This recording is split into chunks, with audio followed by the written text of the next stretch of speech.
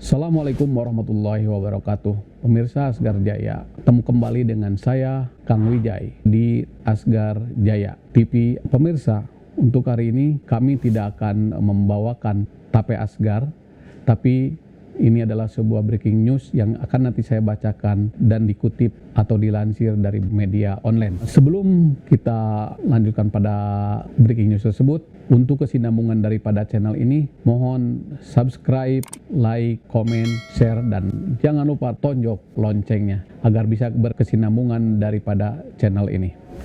Breaking news hari ini yaitu datangnya Kasat Jenderal TNI Dudung Abdurrahman ke Garut.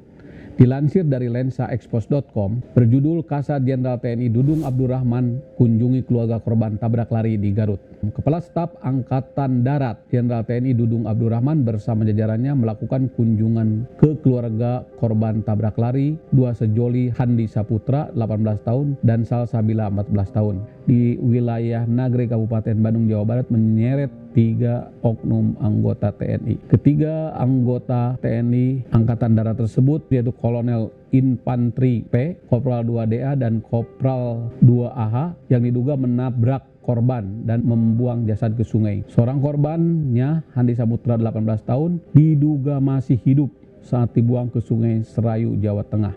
Handi mengalami kecelakaan saat berboncengan dengan kekasihnya Salsabila 14 tahun pada Rabu 8/12/2021. Sejoli tersebut ditabrak sebuah mobil Isuzu Panther hitam dengan nomor polisi B300Q. Setelah kecelakaan, Handi dan Salsa sempat hilang hingga akhirnya ditemukan tewas di Sungai Serayu.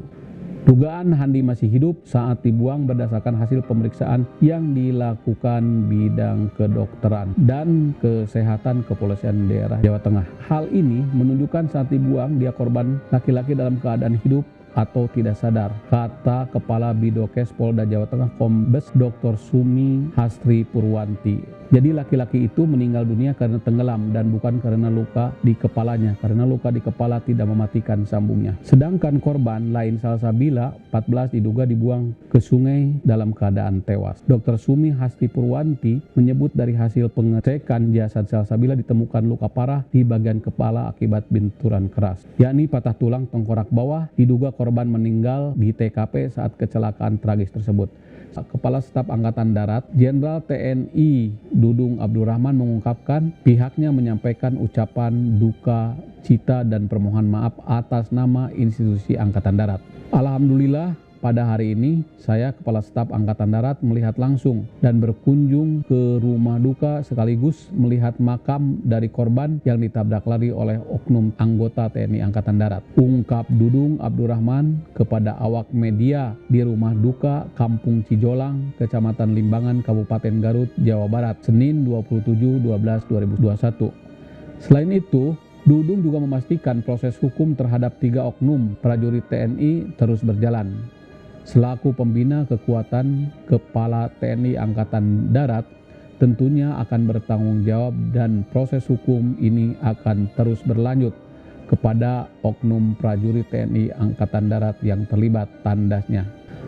Kendati demikian, Dudung menuturkan ketiga oknum prajurit TNI yakni Kolonel P, Kop 2DA, dan Kopda A sudah ditahan di Pomdam Jaya. TNI Angkatan Darat akan tunduk pada supremasi hukum dan menyerahkan penyelesaian perkara berdasarkan mekanisme hukum yang berlaku sesuai dengan Undang-Undang Nomor 31 Tahun 1997 tentang Peradilan Militer, tuturnya.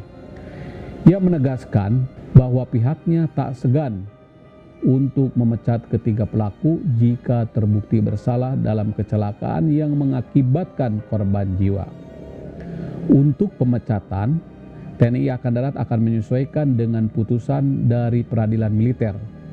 Jika putusan peradilan militer disertai dengan pidana pemecatan, maka saya sebagai Kepala Staf Angkatan Darat akan menyesuaikan dan mengurus administrasi pemecatan, papar Dudung Abdurrahman. Lanjut Dudung Abdurrahman, menurutnya hal itu layak dilakukan karena yang sudah dilakukan oknum 3 prajurit TNI sudah di luar batas kemanusiaan Dalam hal ini, 3 oknum prajurit TNI ini dikenai Undang 22 tahun 2009 tentang lalu lintas dan angkutan jalan raya, antara lain pasal 310, ancaman penjara maksimal 6 tahun, pasal 312, ancaman pidana penjara maksimal 3 tahun, pasal 181 KUHP, ancaman penjara maksimal 6 bulan, pasal 359, ancaman pidana penjara maksimal 5 tahun, pasal 338, pidana penjara maksimal 15 tahun, pasal 340, bahwa pidana ancaman penjara maksimal seumur hidup.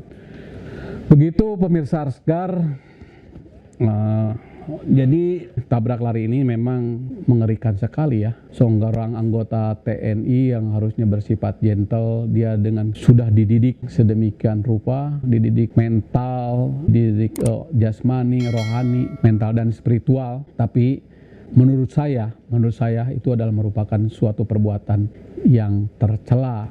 Apalagi membuang hasil tabrak lari itu orang yang masih hidup, artinya itu sama dengan pembunuhan, dan itu pembunuhannya pasti direncana, sama dengan pembunuhan direncanakan. 340 kada ada mens reanya yaitu untuk menghilangkan. Jadi bukan menghilangkan nyawanya saja, termasuk menghilangkan daripada jasadnya juga supaya tidak ketemu. Ini oknum ini sangat